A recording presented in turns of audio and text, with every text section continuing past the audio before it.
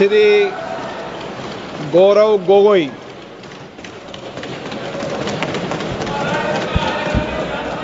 आदरणीय अध्यक्ष महोदय, पहले तो मैं आपका संरक्षण चाहता हूं। जब आदरणीय मंत्री महोदय बोल रहे थे, आपने विपक्ष से किसी को भी पॉइंट ऑफ ऑर्डर उठाने का अवसर नहीं दिया।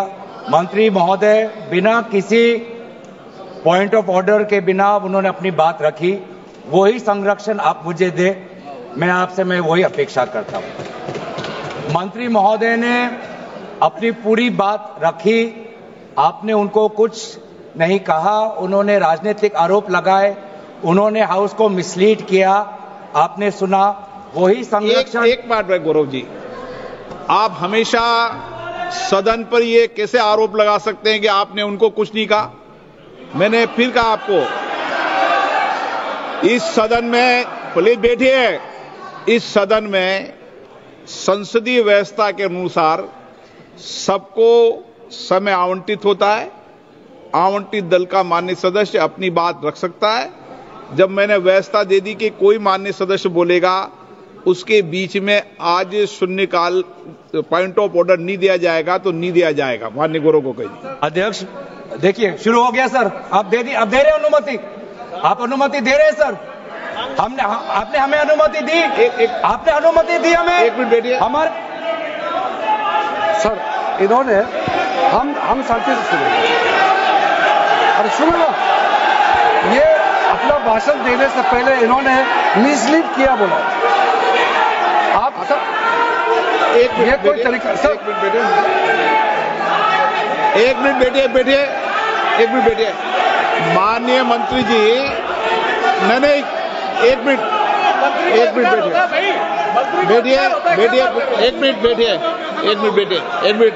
बैठिए। ठीक है, बैठिए। एक मिनट बैठिए। मैंने माननीय मंत्री जी को आपके भाषण के टोकने के लिए अलाउ नहीं किया है। वह आपने तो भाषण शुरू नहीं किया था। नहीं शुरू करने वाले थे, वह दूसरे विषय पर अपनी बात करना चाहते। आपके भाषण को नहीं काट रहे आप। नहीं, आपके भाषण को, वो तो अपनी बात कोई दूसरे विषय पर रखना चाहते हैं। मेरा सर इतना कहना है कि हम लोग शांति से बैठ के सुनेंगे। चर्चा का पूरा टाइम तय हो चुके हैं, हम लोग नोट करेंगे, सबका बात सुनेंगे। मेरा सिर्फ इतना ही अनुरोध है कि जैसे कि माननीय सदस्य कहेंगे कि मैंने मिसलीड किया, तो कौन सा पॉइंट मिसलीड किया वो बता दे। ऐसे आप आरोप ना लगाए, मेरा यही कहना है। आप तर्क बताइए कहां मिसलीड हुआ पॉइंट। अध्यक्ष महोदय, जो इन्होंने 2013 यूपीए गवर्नमेंट के संदर्भ में कहा, पूरा का पूरा मिसलीडिंग है, झूठ है। और हम डिमांड करते हैं कि वो ऑथेंटिकेट करें। इसीलिए बार बार इन्होंने आरोप लगाए, बार बार इन्होंने भ्रम फैलाया। आप इसीलिए हम भी अपनी बात रखेंगे, कृपया आप भी सुनने का धैर्य रखिए। अध्यक्ष महोदय, मेरा भी सौभाग्य है कि पिछले सदन में मैं अयोध्या राम मंदिर पर अपने पार्टी का मैंने अपना व्यू, अपने पक्ष रखा, और आज वक्फ संशोधन 2025 पर अपनी दल का और विपक्ष की तरफ से अपना पक्ष रखा। और अयोध्या राम मंदिर में भी और आज के वक्फ के संशोधन में भी मेरा एक ही मार्गदर्शक है, वो है भारत का संविधान।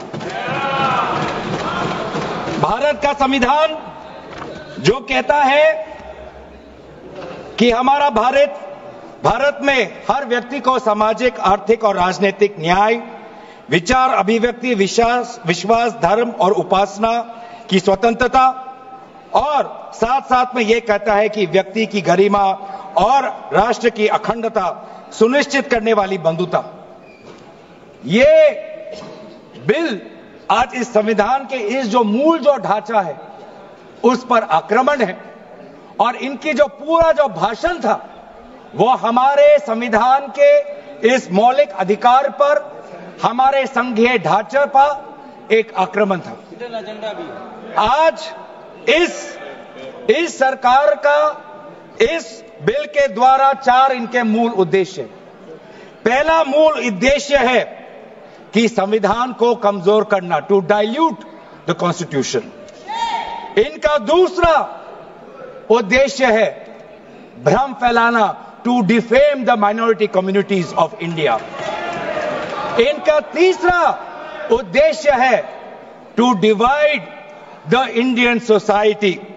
हमेशा एक हमारे बीच में एक लिटिगेशन चलता रहे, मसला और बढ़ता जाए, ये उनका उद्देश्य है।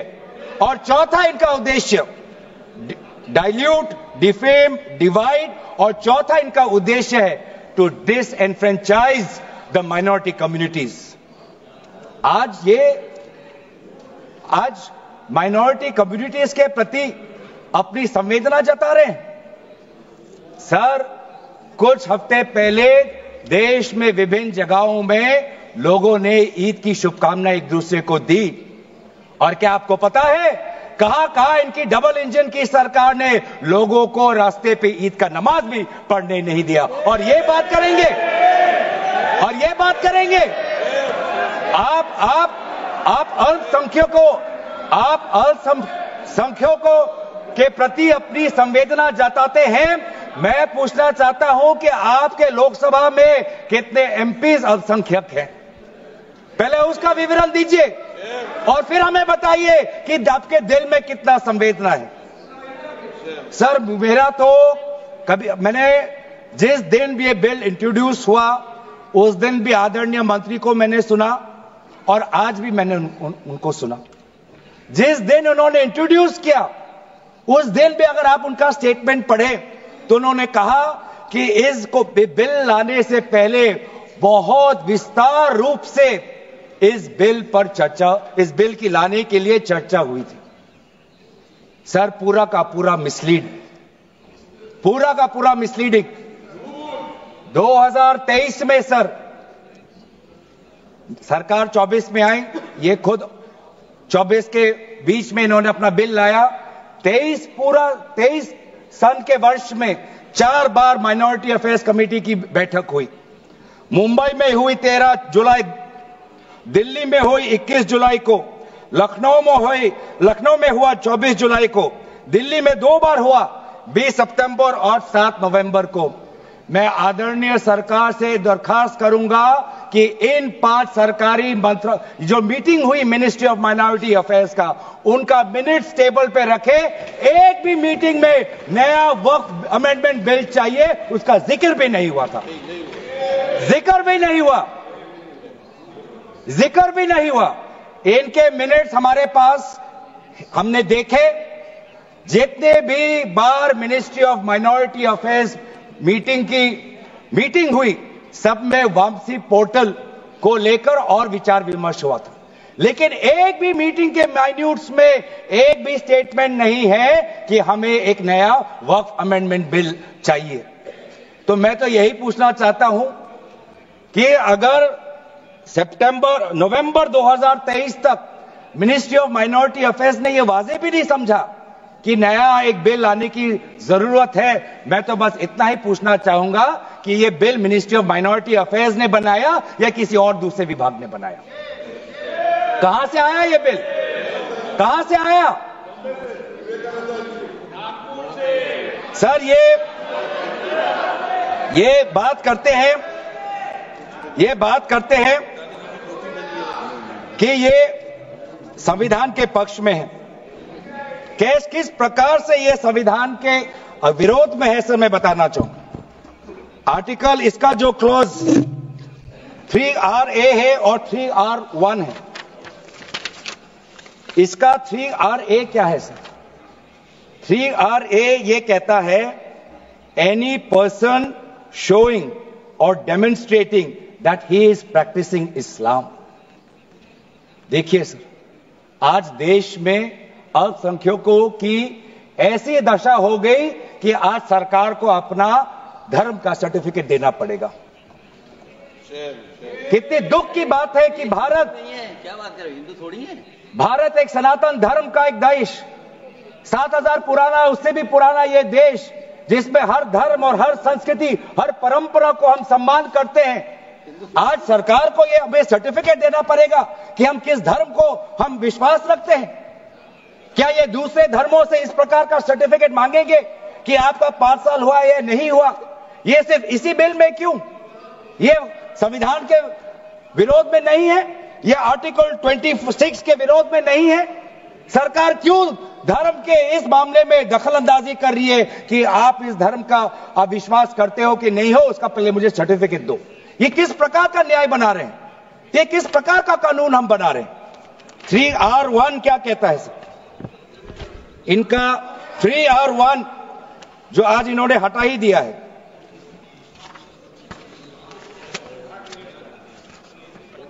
(3R1) कहता है a waqf by user, but such waqf shall not cease to be a waqf by reason only of the user having ceased, irrespective of the period of such cession.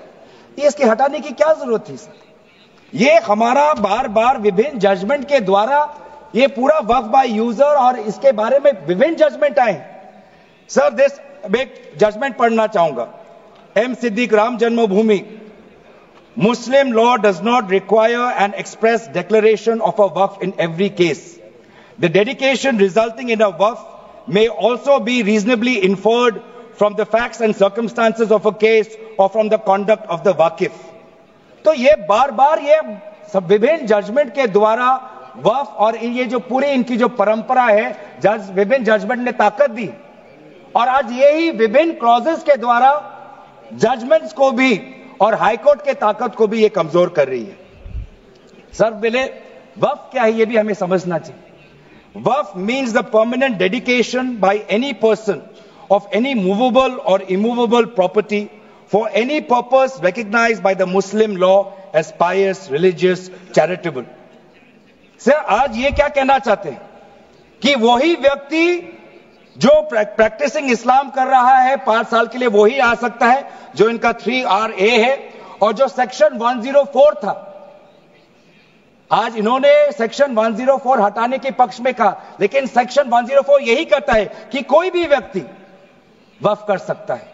तो यही तो हमारा सेक्युलर नेचर है कि कोई भी व्यक्ति अब वक्फ कर सकता है। अब ये जो अधिकार है एक व्यक्ति का, आप उस अधिकार को आप क्यों छीन रहे हो? सिर्फ ऑप्टिक्स सर, इनको बाहर दिखाना है कि हम ये बहुत बड़ा काम कर रहे हैं।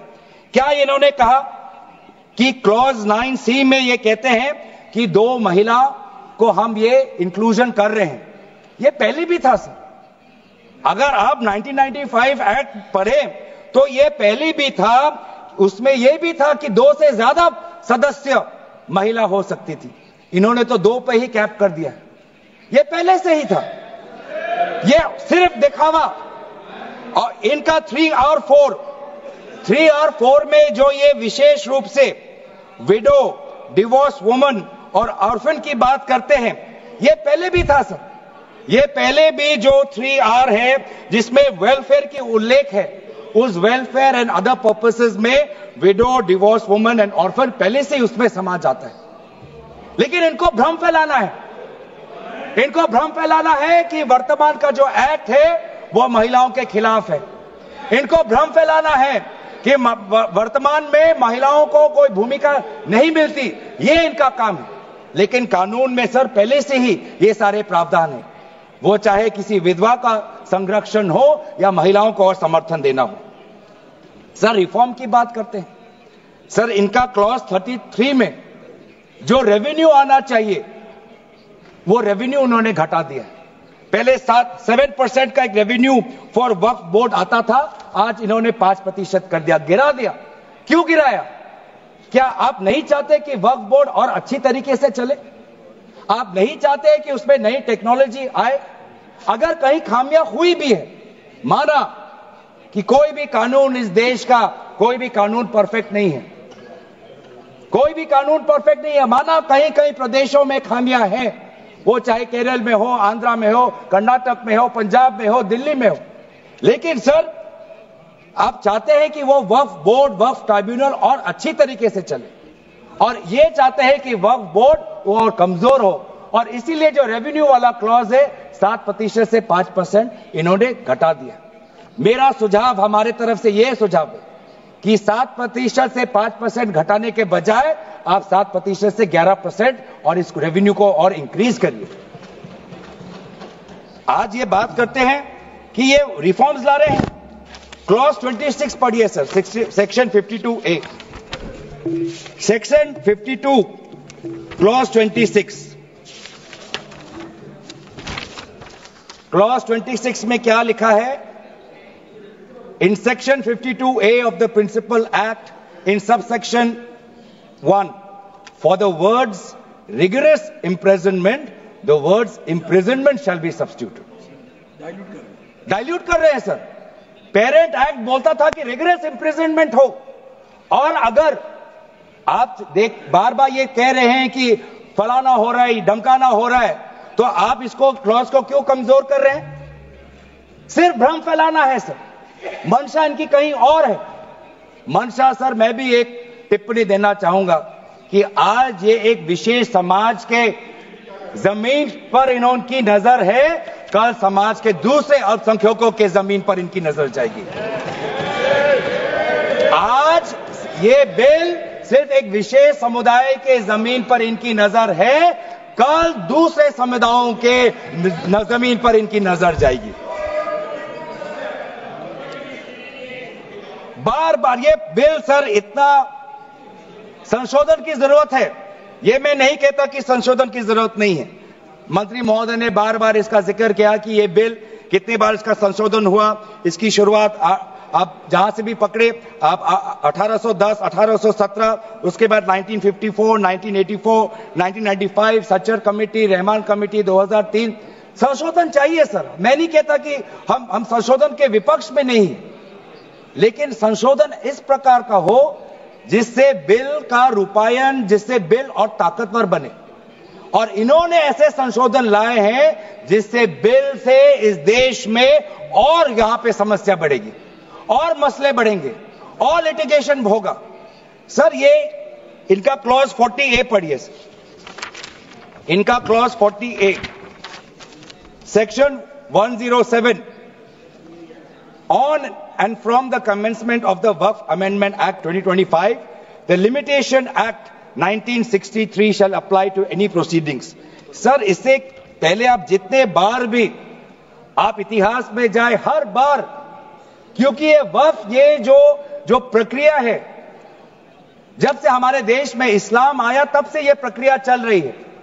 बहुत से ऐसे कब्रिस्तान हैं जहां पे कोई पेपर्स नहीं है, कागज नहीं है, लेकिन जजमेंट है, जजमेंट इनके पक्ष में है। और आज बार बार हमने कहा है कि लिमिटेशन एक्ट इसको बढ़ाया जाए, क्योंकि ये प्रैक्टिकल एक समस्या है। लेकिन आज ये नहीं चाहते। क्यों? क्योंकि ये चाहते हैं कि अलग अलग देश के अलग अलग कोने में यहां केस लगे, वहां केस लगे, यहां केस लगे। तो जो भी हमारे यहां पे एक भाईचारा का एक वातावरण है, उस भाईचारे के वातावरण को ये तोड़ना चाहते हैं। ये इनकी राजनीतिक उद्देश्य है। सर ये बात करते हैं कि किस तरह से ये इन्होंने बोर्ड का डाइल्यूशन किया है। क्लॉज 44, क्लॉज 44 कहता है कि ये जो सेक्शन 110 है वो पूरी तरीके से हटा दिया है। सेक्शन 110 क्या है? Section 110 sir, powers to make regulations by the board, ये पूरा हटाना चाहते हैं। उसमें क्या लिखा है पेरेंट एक्ट में?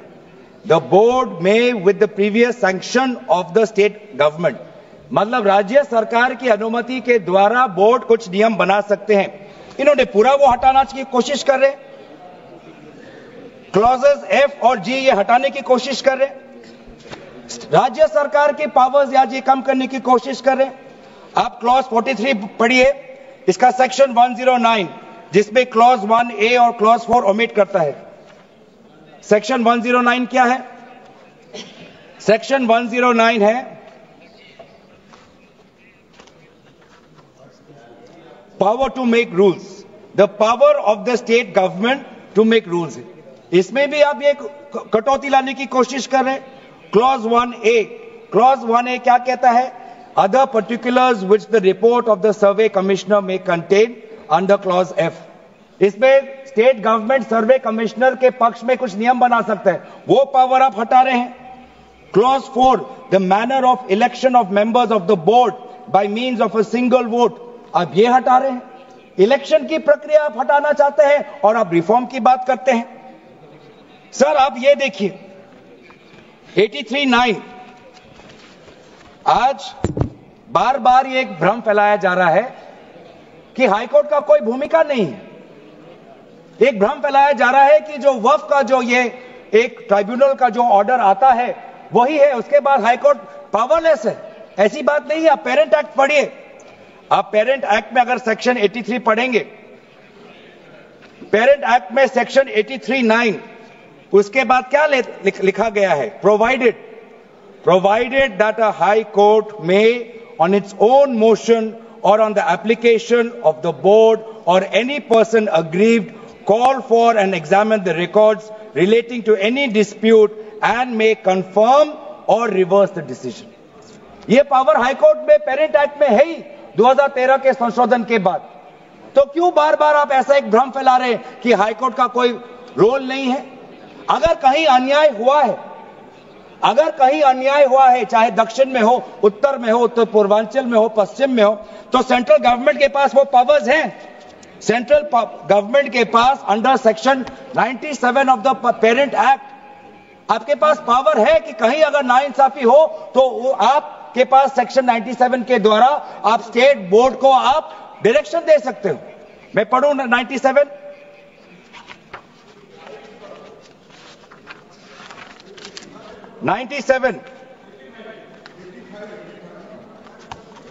Directions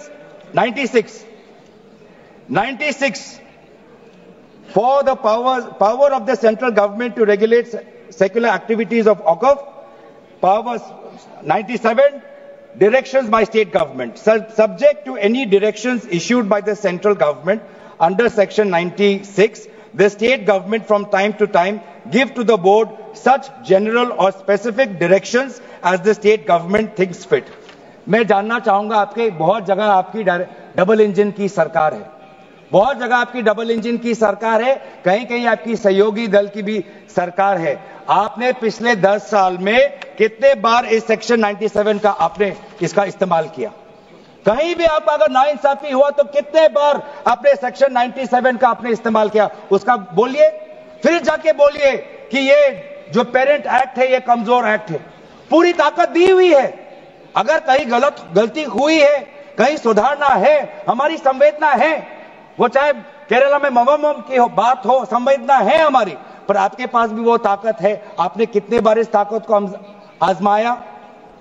सर आज आप देखिए कितनी दुख की बात है। सेक्शन 64 क्लॉज 29 64 ये एक्ट सर क्या लिखा है?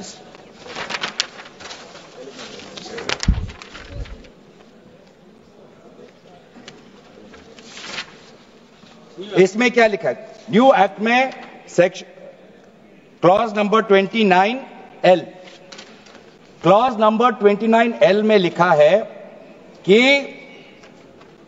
अगर is a member of any association which has been declared unlawful under the Unlawful Activities Prevention Act 1967, यूआपा आपने लाए, ठीक है। आप कहीं रिग्रेस प्रेजेंटमेंट को उसको सिंप्लीफाई करके प्रेजेंटमेंट लाना चाहते हैं और कहीं आप यूआपा का संशोधन लाना चाहते हैं, आपका हक है।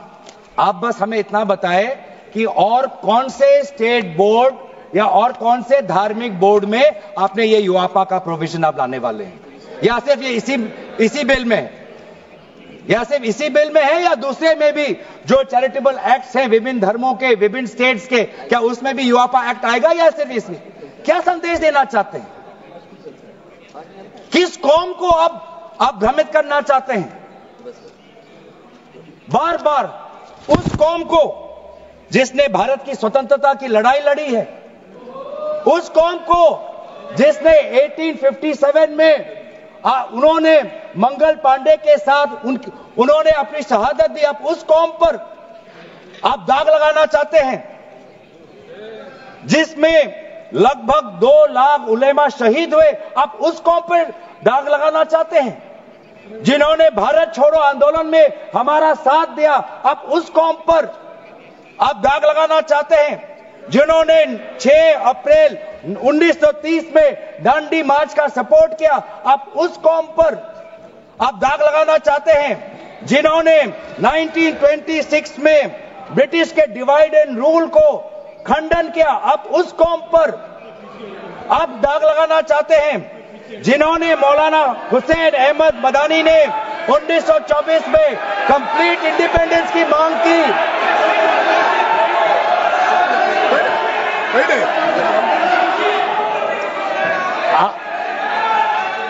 जब आप लोग भारत छोड़ो आंदोलन का समर्थन नहीं कर रहे थे, उस कौम ने भारत छोड़ो आंदोलन का समर्थन किया। जब आप लोग अंग्रेजों को मर्सी पिटीशन लिख रहे थे, वो माल्टा में 3 साल और इजिप्ट में उन्होंने शहादत दी। आप किस कौम पर दाग लगाना चाहते हो? जिन्होंने 1924 में जिन्ना के 2 नेशन की थियरी को पूरी तरीके से नकारा, आप उस कौम पर लगा रहे हो। सर यही है इनका डिवाइड एंड रूल, यही है इनका डिवाइड एंड रूल। बहुत लोग पूछते हैं सर हमारा राष्ट्रवाद क्या है?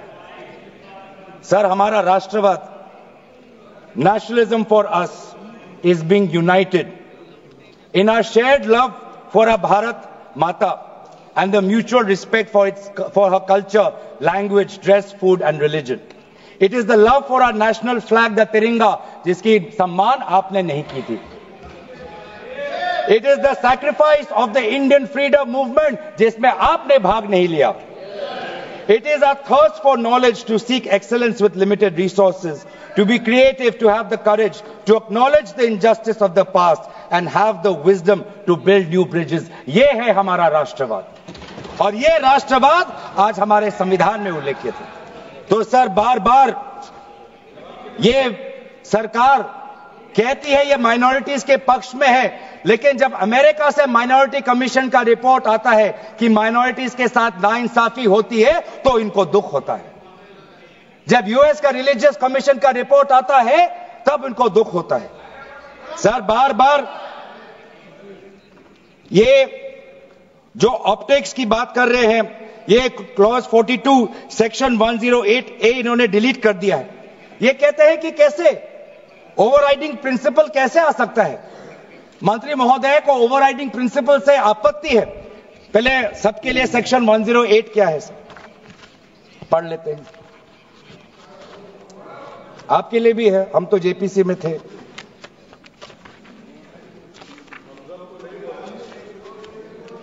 और सर जेपीसी में भी सर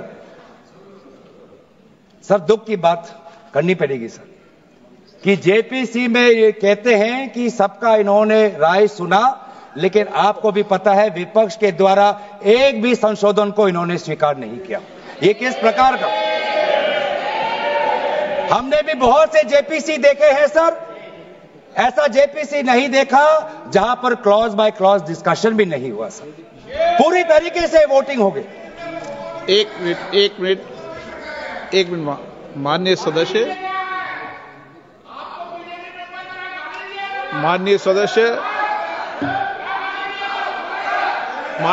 इतना ध्यान रखें कि जेपीसी भी संसद का भाग होती है, इसलिए उसका भी ध्यान रखें.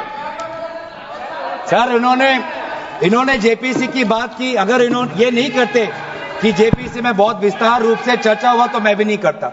इन्होंने उल्लेख किया, इसलिए मैं करना चाहता हूं. इन्होंने उल्लेख किया कि बहुत से लोग आए जेपीसी में. सर ऐसे भी लोग आए जिनको वक्फ को लेकर उनका कोई जानकारी भी नहीं थी, कोई जानकारी नहीं थी सर. ऐसे भी आए सर. जेपीसी के मुद्दे हम बार बार हमने स्पीकर को चिट्ठी के द्वारा अवगत किया है, इसलिए हम उठा रहे हैं सर. इसमें 108A ये हटाना चाहते हैं जिसमें power to have overriding effect. लेकिन ये जो प्रिंसिपल है ओवरराइडिंग का सर, ये आज भी विभिन्न स्टेट एक्ट्स में ये है. तेलंगाना के एक्ट में आज भी ओवरराइडिंग प्रिंसिपल है. तमिलनाडु के एक्ट में आज भी ये ओवरराइडिंग प्रिंसिपल है. आज भी आरटीआई एक्ट में इंफॉर्मेशन टेक्नोलॉजी एक्ट में 2000 में नालसा जैसे यूनिवर्सिटी में ये ओवरराइडिंग प्रिंसिपल है। तो इसीलिए आपको सिर्फ यहां पर आपको ओवरराइडिंग प्रिंसिपल से आपको मुश्किल है, लेकिन जो दूसरे एक्ट्स में जो ओवरराइडिंग प्रिंसिपल है सेक्शन 108A के द्वारा सिमिलर प्रोविजंस है, उसमें आपको तकलीफ नहीं है। सर मैं भी अपने जैसे इन्होंने हमारे कुछ दोस्तों को सलाह दी, मैं भी इनके कुछ दोस्तों को सलाह देना चाहता हूं।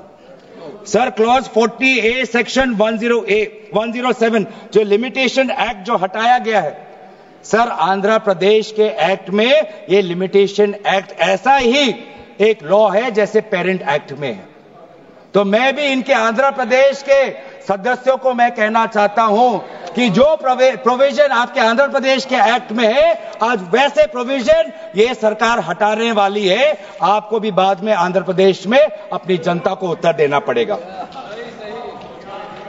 तेलंगाना और तमिलनाडु में हमने बात रखी है सर, तो मैं बार बार मैं कहना चाहूंगा सर, हमें संशोधन से कोई हमें परे नहीं है, लेकिन संशोधन ऐसा हो जो हमें मदद करे। आज डिजिटाइजेशन की बात करते हैं। आज से 15 वर्ष पहले वामिस एक डिजिटल पोर्टल हमने खोल दिया है।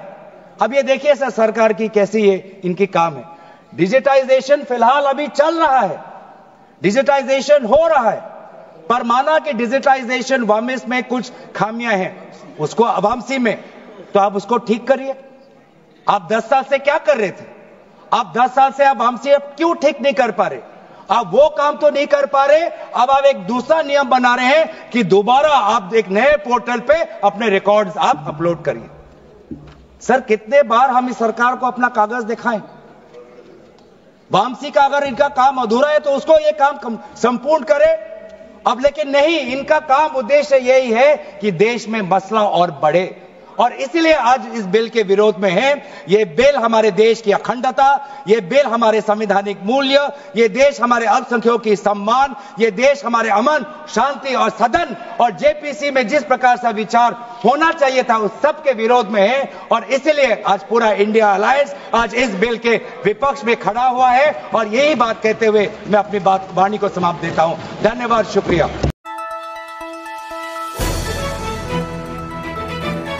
দ্য নিউজল্যান্ড অবিরত তথ্যানুসন্ধান, আপোনাৰ সেৱাত খবৰ সন্ধান। The Newsland.